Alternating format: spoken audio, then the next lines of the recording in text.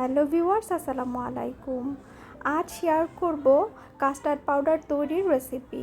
যেহেতু রমজান মাস চলছে আর সামনেই ঈদ, আমরা এই সময় প্রায় প্রতিদিনই ডেজার্ট আইটেম করে থাকি। আর এই ডেজার্ট আইটেম তৈরি করতে আমাদের কাস্টার্ড পাউডার ব্যবহার করতে হয়।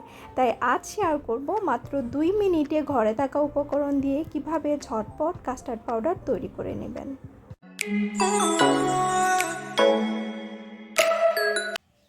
প্রথমেই দেখে নিই যে কাস্টার্ড পাউডার তৈরির জন্য আমাদের কি কি লাগবে। আমি এখানে 3 টেবিল চামচ কর্নফ্লাওয়ার নিয়েছি।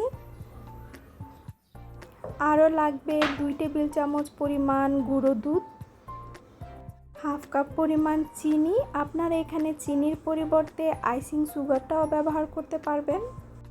আরও লাগবে 1/4 চা চামচ পরিমাণ ভ্যানিলা এসেন্স, 1 চিমটি পরিমাণ জর্দার রং। কাস্টার্ড পাউডার একটু ইয়েলো কালার হয়, সেটার কালার টানার জন্য এটা ব্যবহার করছি। আপনারা যদি না চান তাহলে সেক্ষেত্রে এটা অ্যাভয়েড করতে পারেন।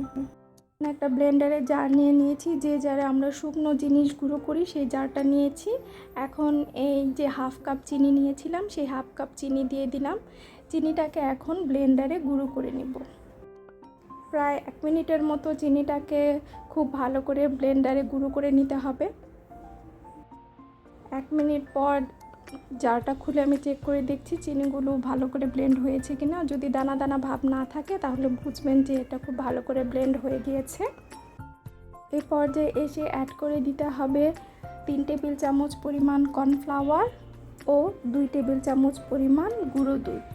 ফুল ক্রিম মিল্ক পাউডার সেটা ব্যবহার করার চেষ্টা করবেন, এতে এর ঘনত্বটা ভালো হয়। এখন এগুলোকে একটু চামচ দিয়ে ভালো করে একটু উল্টে পাল্টে মিশিয়ে নিচ্ছি। মেশানো হয়ে গেলে ব্লেন্ডারের জারটা বন্ধ করে 30 সেকেন্ডের মতো সব কিছুকে ব্লেন্ড করে নেব।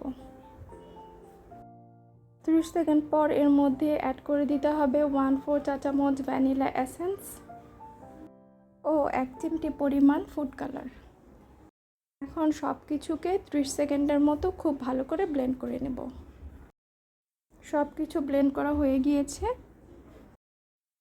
মাত্র 2 মিনিটে ঘরে থাকা উপকরণ দিয়ে আপনারাও ঝটপট তৈরি করে নিতে পারেন এই প্রয়োজনীয় কাস্টার্ড পাউডারটি। আর আপনারা এটা জারে ভরে সংরক্ষণ করে রাখতে পারবেন, যখনই প্রয়োজন হবে তখনই কাস্টার্ড পাউডারটা ব্যবহার করতে পারবেন। যেহেতু রমজান মাস চলছে আর সামনে ঈদ, এই সময় আমাদের ডেজার্ট আইটেম তৈরি করতে অতি প্রয়োজনীয় এই কাস্টার্ড পাউডারটি অল্প সময়ে ঝটপট ঘরোয়া উপকরণে অবশ্যই তৈরি করে রাখবেন। আশা করছি আজকের রেসিপিটি আপনাদের ভালো লেগেছে। ভালো লাগলে চ্যানেলটিকে সাবস্ক্রাইব করে পাশেই থাকবেন।